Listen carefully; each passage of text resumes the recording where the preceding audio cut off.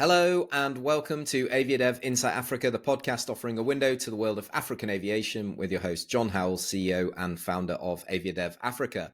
Last week on the podcast, I had the pleasure of interviewing Natalia Rosa from the SADC Business Council Tourism Alliance, as we are delivering a workshop together focused on route development specifically for tourism stakeholders at Aviadev this June. Today, I'm delighted to say that I'm joined by one of the panelists and participants at the upcoming workshop, Jillian Blackbeard. Jillian is the founder of Africa's Eden, an organization we're going to hear all about shortly. But Jillian herself, to introduce her, has an established history in African tourism, having held roles with a hotel and resort chain in sub-Saharan Africa, before then working for the Botswana Tourism Organization, and then as Director for Africa at the World Travel and Tourism Council before founding and launching Africa's Eden. Today, our aim is to hear a little bit more about Africa's Eden's mission, the role and importance of airlift to the organization's success in the region, and what practical steps we can take to develop air access in and to and from the region. So welcome to the podcast, Jillian. Thanks, John. It's great to be here. And yes, I've got to follow in Natalia's shoes. It's a hard fit to follow. Yeah, absolutely. But I think it just builds upon it. And we're super excited about this session that we've got, because I said in the interview with Natalia, it's something that we've seen grow in importance over the last 10 to 12 years.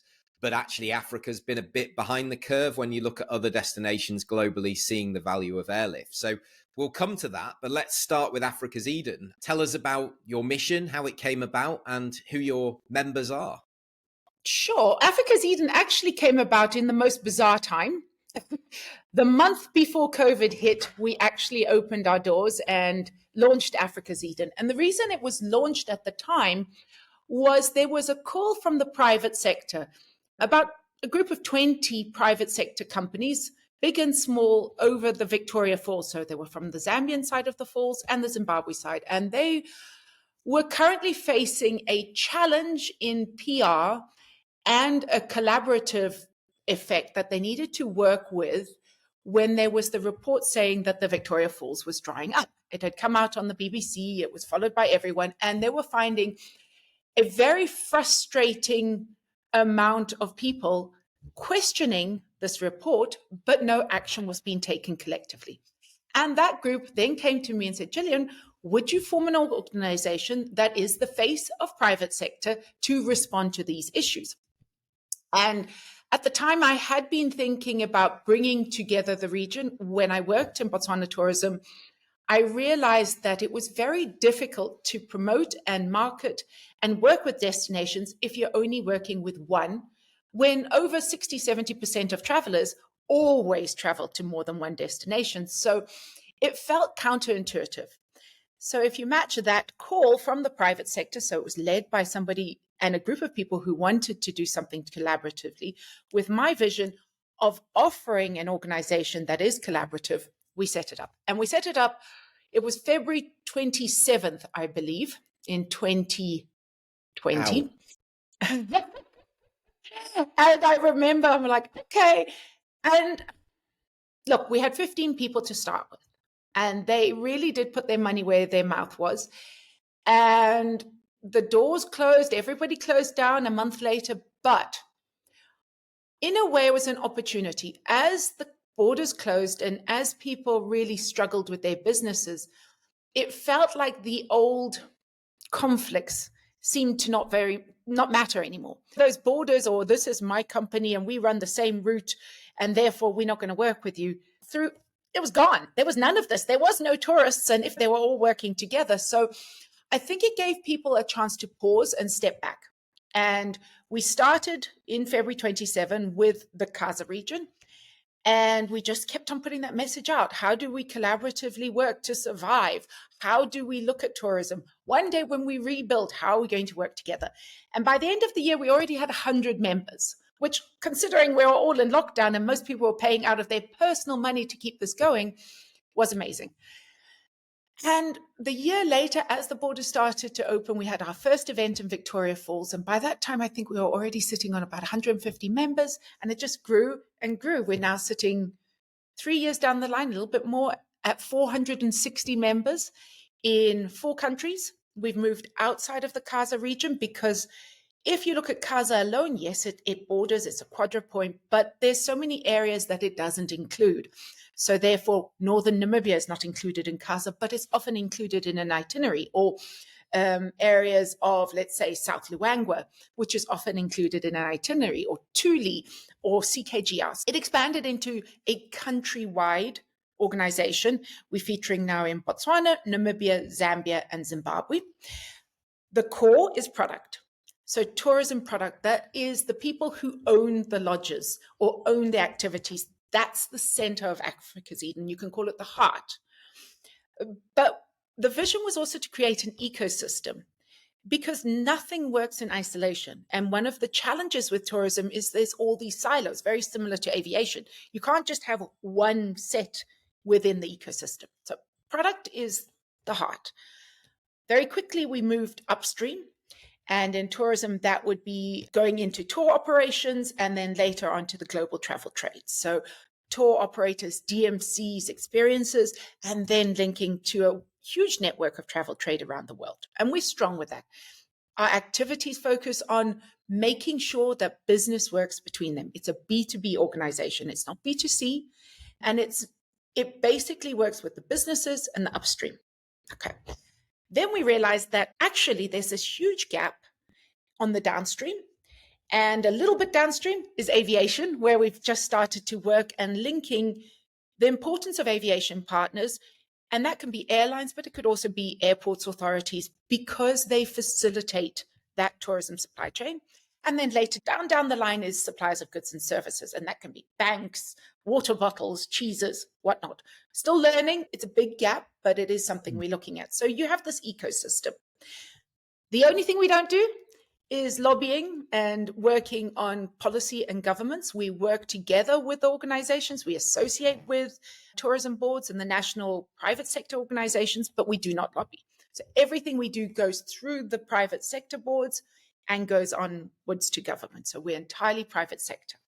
I think when we chatted about this and we said, let's support each other, let's work together, we had a very similar outlook on that. And we were just saying this before we started recording, in that it's not our job, it's not our mandate to try and change the policy. Nobody's given us that. But if we can get private sector and just get the industry together, identify the issues, they have a voice, they have an association that they can take those concerns to lobby for change to the legislation. And if that happens, we're then working within a more conducive environment for business, which then, again, we have another conversation which takes those conversations further to then lobby to change this. So we're not doing it, but we can be somewhere, a platform where these people can come together and have these very open and honest conversations. So I think that's super interesting. Empower them, John. I think you and I also, because we have that link with the private sector, we can have a very powerful voice, whether it's in things like data collection. I was telling you, we're about to release a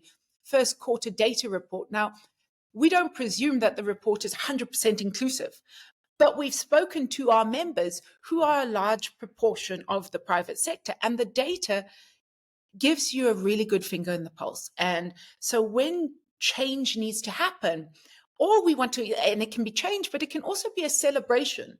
But it can be also a very positive thing to say, this is what's happening and this is what we're seeing. And it comes direct from the horse's mouth. It's quarter data for Q1 2024. It's not 5 years of data behind. And what it does is it empowers us and it empowers our members. And that has never happened before. We don't have an interest. We're just saying, this is what people are saying. This is the platform. We're a conduit for knowledge and information. Yeah, exactly. And I think you're absolutely, what you said in your first answer is that often we're operating in silos. And actually that was one of the real positives of the COVID pandemic, was that people realized, like you say, they're almost on a war footing. We have to come together whether we like each other or not, because, and then we have a stronger voice if we're collective. And this is what we're seeing with your organization, with obviously what Natalia is doing as well. And it makes it much less complex when you're not having to deal with the nuances. And we're much stronger when we come together as a single voice. So let's talk about the airlift side. I'm really fascinated here because, as you said, you're members of the private sector. You've got the upstream and downstream impacts, and you want to have an impact into improving airlift into the region. So I suppose the first question on that is, what is your role with this? Because, of course, the airport authorities, the civil aviation authorities, the tourism authorities, they all feel like they want to play a role. They want to own this. So how do you plug in, and what do you offer that they're not already doing? First of all, John, I really think that whoever wants, because it's such an important element, everybody has a role to play. And very quickly, as Africa's Eden, I'm like, I'm not taking your place. You must continue what you're doing, whether it's a tourism board or an airports authority. What I feel Africa's Eden can do, again, is we are the voice of the actual companies. When I talk about private sector, it's not a the word that floats around so often as private sector. And then you say, who exactly is that? And there isn't a lot of meat on the bone. I can tell you, these are the companies I'm speaking about. And so what we're doing is looking at what you and I spoke about, this disconnect between destinations and airlift. And they often don't speak the same language. And often they understand that something has to happen, but they're not empowered and they don't have the tools to make that connection.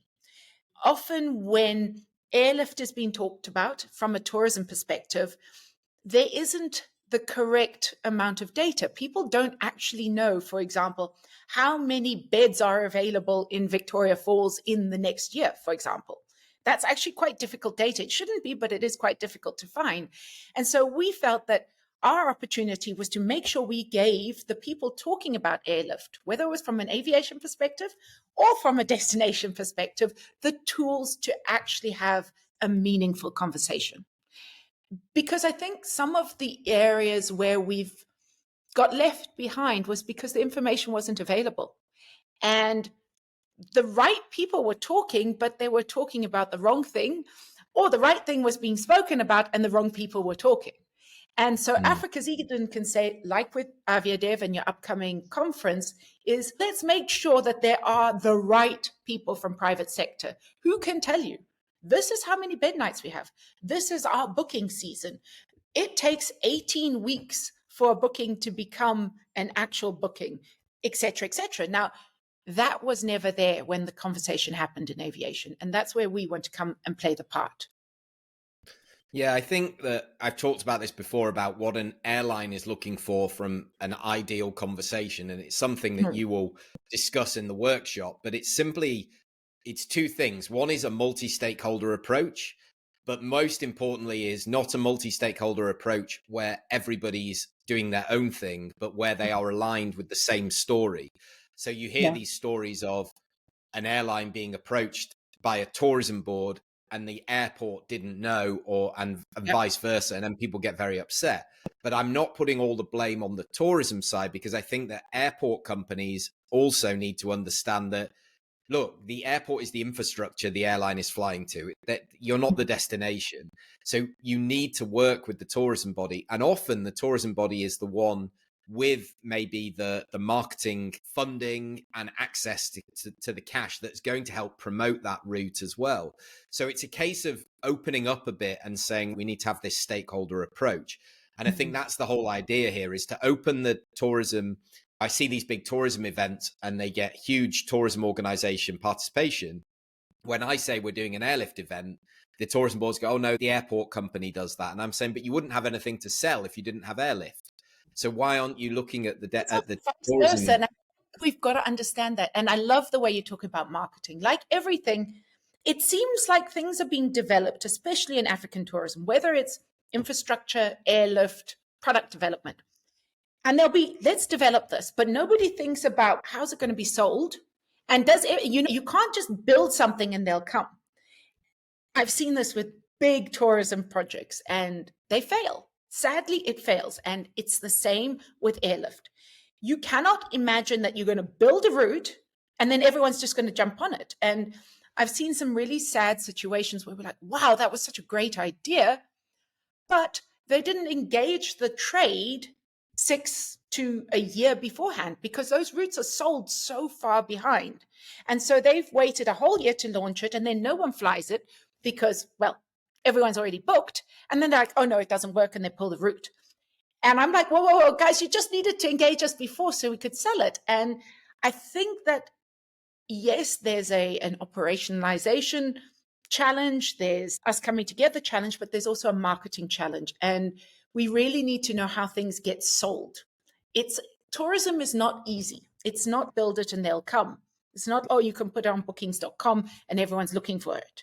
It's hard to sell and it's complex. And obviously, we don't expect the aviation sector to understand the complexities of how they sell things.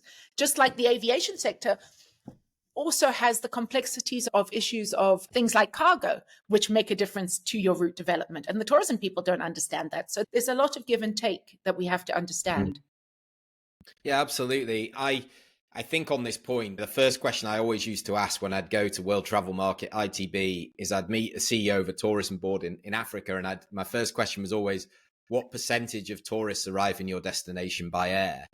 And not just as a straight up question, but it was the way to open the conversation. And if they knew, it would always be a high number, especially sub-Saharan Africa. And if they didn't know, I would then make the point of, I imagine that you probably want to know that, because that shows you the importance. It leads the next question on about, then what are you doing about attracting these guys? And to your point with the airlines, yes, they need the marketing time. But secondly, what they want the most is they are taking all of the risk on that route. If it fails, they're the business that goes out of business. The airport will still be there. Okay, the tourism organization and the hotels and the tour operators, they will suffer. But the airline wants to share the risk. So by engaging early and saying, we've got a 6-month runway here, come and work with us in destination. Let's do road shows. Let's do marketing. Let's sensitize the trade. Because to your point, if you launch and the demand is not there and that airline pulls out, it's not coming back. So you don't get multiple chances to do that. To our airline partners. We've got a whole lot of airline partners. We don't ask them to pay a membership fee. All they need to do is sign a contract with us to say we will mutually work together. And if they're launching routes, we are there. We're standing there and say, okay, guys, you want to go and do something in Maun? We'll bring everyone. It's your event. It doesn't have to be branded, but we'll make sure that the people are there. You want to launch somewhere in, I don't know. I had a really good working relationship with ProFlight, and Kira has a great understanding. And often we used to do little nationwide workshops. We went to South Luangwa, and Africa's Eden wasn't very strong in South Luangwa at the time. ProFlight needed to go and discuss various operational issues. What are the challenges, etc. And we said, great, let's put a tiny amount for a little cocktail. We'll fly there. We'll bring a couple of really good agents and we'll have a little get together. Literally, it was an afternoon where ProFlight addressed all the issues. They had a whole lot of ideas. They listened to what the members were wanting, and I promoted Africa's Eden. And we now have really strong linkages to South Luangwa. ProFlight looks like they are proactive, and it's just amazing. And I would love to see more of that kind of collaboration with our airline partners. And it is happening. SAA are really trying to push with their new routes. Fly Safair, Fly Namibia, people are there. And our thing is, come with us. We'll give you the platform. Tell me what you need, and I'll make sure it happens. I think they're almost taken aback. What? You want to help us? So I was like, yeah. But yes, it's a work in progress. That is 100% the case. And it's been the conversation I've had with so many carriers that they feel that, no, we do this completely on our own. I'm going, why? Like, this is beneficial to the destinations. So I think that they need to also engage and understand that it's not how it used to be, and they're going to benefit from this. And a lot of those airlines you've talked about, obviously, all of them will be there in force at Aviadev. And we're going to talk to Safair about their expansion into the region and how they were supported. If they weren't, how they could have got more from it and how it would have supported the route. So I think what I want to just dive in a little bit in terms of, you've got the air access support, you're across the region. Like, where do you see the opportunities right now, the lowest hanging fruit in terms of connect? Is it intra-regional connectivity, or are you thinking, look, there's more opportunity here to get some of the big carriers from Europe, from the US, from Asia, whatever it may be? What are your thoughts, and what does the data tell you? And this is controversial, and you also know that all data can be changed according to your plan. For me personally, as Africa's Eden, I think what we need to do is focus on regional. My personal feeling is Cape Town is doing a fabulous job with the long haul airlift. And yes, there is long haul going into some of our hubs like Windhoek, like Lusaka, like Harare, but within the leisure tourism areas, the tourism hubs, I feel that we are not in the place to be going out and trying to have large long haul carriers. And that is not just based on the numbers, it's based on a current challenge across the world that we're seeing on sustainability and carrying capacity of destinations. If you're bringing in a large long haul airline with all the passengers full to make it worthwhile, that means there's a huge influx at the same time of people. And some of our destinations, I don't believe, are yet ready for that. I would like to see a lot more stable regional connectivity. So whether it's connecting on what is called the hub and spoke to some existing key markets and key airports, but also connecting within the destination, the smaller unserviced routes. Because part of the ethos of Africa's Eden is linking different areas and destinations together that might not necessarily have been sold or have been neglected because there was a lack of air access. So what I'm talking about is, for example, the Maun Windhoek route that's coming in. It is not a traditional route. The people who traditionally, and the word is traditionally, travel in Namibia will do a Namibian route. They don't necessarily connect to the Okavango Delta. Part of that is culturally they stayed to Namibia, but part of that was because there was no linkage. To launch that route, you need to launch a change in thinking. How do you build an itinerary? And we're working with the trade, and I think our trade partners came up with data saying about 76% of them sell more than one country, okay, within Africa's Eden in one itinerary. But at the moment, it would still be probably a Victoria Falls with Okavango or South Luangwa with Livingston, right? So they're using the hub destinations. And we want to emphasize that theoretically, and what if we had good air access in between, you could go from South Luangwa to Makgadikgadi. Relatively easy, right? So it's connecting the areas that are not necessarily served through existing partners and growing more. There is also more demand into big hubs like Victoria Falls and Livingston, so getting them from Cape Town or Johannesburg or Lusaka all in at one time. So it's still regional. I truly believe that the regional carriers need to be more accessible, more reliable, better, and the pricing is working. I'm not even going to talk about pricing because that you get into a whole lot of nonsense, but as long as there's a multiple airline coming in, it's going to work itself out. I also think, John, we've got to look at understanding things like charter. In Botswana, the charter airlines, which you don't necessarily talk about, but that's a huge component in the logistics. And so many figures talk about airlift into the destination. This many airline passengers arrive, but they haven't looked at, once they've arrived, how many go on a charter? And where do those charters come from, etc. So that little tail end hasn't actually been included. And it's different in each country. So Botswana is a lot of fly-in, so charters work very much there. Whereas in Zambia, a lot of them go on scheduled flights. And in Namibia, a lot of them even go self-drive. So different components and understanding that. So long story short, at the top, regional, then charter, then long haul, because long haul is being done by somebody else. And let's work together.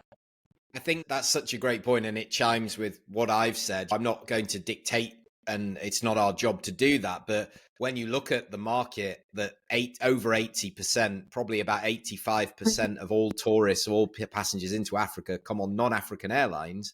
I'd be saying if you want to compete, first you have to be strong locally, regionally, to then be able to compete long. Don't go straight into the long haul market if you don't have that regional feed and that regional base.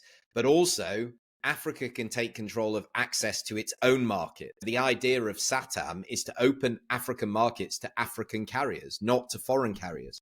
So I'm exactly the same, that the opportunity is to build and work. What we're seeing massively is we're seeing that the international long-haul carriers are then feeding and working directly with the regional carriers. So there's no cannibalization. There's absolute complementary businesses sitting next to each other saying, look, we'll bring them into the hub on the big wide body. You Yep. distribute them, and that's the way it works. From our side, that is for me the focus, but we're not saying nobody can do long haul. It's getting it right first in our own backyard. So it's interline agreements that actually work. The check-in process. So your luggage gets checked in at Yeah. JFK and it ends up in, I don't know, Swakopmund. That seamless connectivity, it's looking at the times that the flights arrive in order to better connect into the destination to maximize so you're not losing days traveling and things like that. That's how I see it working better. Yes, you're not going to say, no, don't come in with a long haul. Don't get me wrong. But once a long haul comes into a destination, then you need to make sure that people can move out of that. Because even within Africa's Eden, you don't want them to just stay in one place, nor do we have a product that can entertain people for a itinerary of 5 to 7 days in one place. It doesn't exist in Africa's Eden. So they do need to move and make sure that works. Yeah, and to your point on Cape Town as well, when they started the Air Access Initiative, and we'll have Tim Harris on your panel, who was the brains behind all of this when he was CEO at Wesgrow, the initial focus was, okay, the South African government wants to get connectivity out of Johannesburg, so we're just going to go off and speak to carriers ourselves as Cape Town. And we're very successful. But after 2 or 3 years, there was a realization that, okay, great, we've got these long haul carriers, but now we need access into the region and we need feed from the region. So the focus then moved away from, or not away, but it was really put onto, which is why Aviadev took place there. We need some African connectivity, and they've built that up. These are the ways. It's a balancing act, and it can definitely benefit. So the data shows this. Our trade data had said that of all the respondents who responded about building itineraries with Africa's Eden, 68% of them were also including Cape Town. It's a no-brainer. 68% of the respondents are doing Cape Town and one other Africa's Eden destination. And that was just from a small group.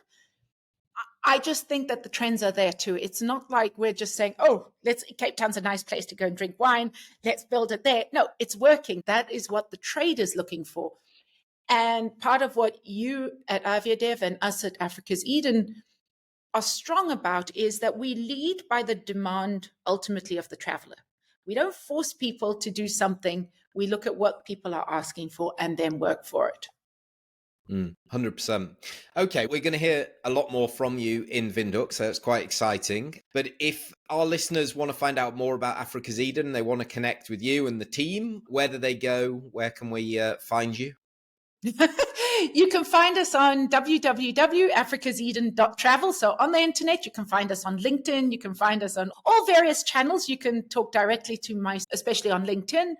And just as like you, John, we led by a small team. So it's a great way. We can respond to questions. We can answer very quickly. And keep going. And congratulations, John, for an amazing future event and really doing what people have been struggling to do for so long. And it's actually quite, I feel like it gives me a little bit of a tingle because here you are doing what you're doing. Here is Natalia, who's finally getting SADC Business Council to do something together. And we're like, okay, it might work now. So congratulations to you. Oh, no, I do appreciate that. In terms of what we want to do and what we will do at Aviadev is, as well as all of the informal meetings, we'll deliver 700, 800 pre-arranged meetings between stakeholders that want to meet each other. And off the back of that, we know that leads to routes and business deals and understanding of each other. I think that's the point, is you can look each other in the eye and say, I'm from here. What do you think about our destination? What are your preconceptions? What do we need to do to make this work? And the beauty of it is, same as Africa's Eden, the only people who attend have chosen to attend. Nobody's told them to go. There's not been mandated. So the culture and the attitude is, I'm here to do business and to pragmatically work within the environment we're served. We're really excited about having the workshop. Looking forward to having you with us. Next year, aren't you, John? That's the key. You're not just having a once-off. And I think that's important too, is continuity. We're not going to finish all our challenges. We're not going to achieve what we want 100%, but you're guaranteed to be there next year. Just like with Africa's Eden, every year we have our events. This year we're launching our summit, which is now virtual in June, just before yours, and they're running short sessions over the month of June. After that, there's going to be a one-pager. This is what was discussed, all the meetings happened, and let's talk about this next year. And keep that discussion going, because so much happens as standalone. And there's a big rah-rah, everyone talks, and then what? And you're sitting there, okay, I'm really pleased to hear that you're starting this, and especially this destination workshop, which I will hope next year will continue. And we will celebrate what we achieved over the year, and we'll work on the things that we didn't achieve. But at least we're coming back to talking about it. Yeah, absolutely. And the final thing on that, which you're quite right, is accountability. For people who can't be in Windhoek and can't make it, all of the sessions are edited, they're put onto YouTube. So they are there for you to watch, and you can hold those people to account. And we also produce a white paper to say, here's what was discussed. This is what was agreed. These are the conversations that were had. And it's about challenging people about what they're doing and sharing that information, but also then putting it out into the industry and feeding back, which again, we don't see in a lot of these closed door meetings. There's a photograph at the end saying, we had a great 2 days, and that's it. And you're like, but what does that mean? That doesn't mean that what was discussed and what did you find out? No. So that can be frustrating, which is where I think what we're trying to do is motivate industry, be that private, on my side, private or public sector, motivate them to say, we've identified the challenges. We're going to take that to our government. We can lobby them to change the regulation. We can take this information to our associations that represent us. They can take that to global bodies. Then we can see change. But in the interim, let's just work within what we've got, right? Like we have to work within the environment we've got. Can we fly there? Is there a market? Let's give it a go. I now have a relationship. I have a partnership. And it's celebrating those small wins. Like you said, the Maun flight with Fly Namibia is super exciting, big partner of ours. And Africa's Eden is just ultimately the most amazing part of the world to visit anyways. It's an easy job. I'm like, it's okay. I've got a great job. Yeah, so I'll just show you around. It absolutely is. You're not trying to sell something that's difficult to sell. You're just trying to connect the dots. So thank you for all your work that you do for the region. We'll let you go because I know you've got a members call now as well. But thank you, Jillian, and thank you everybody out there for listening today. If you did enjoy the episode, do share it with somebody in your network you think would benefit from having a listen. And we'll be back for the next episode very soon. Take care and thanks for joining us. Bye-bye.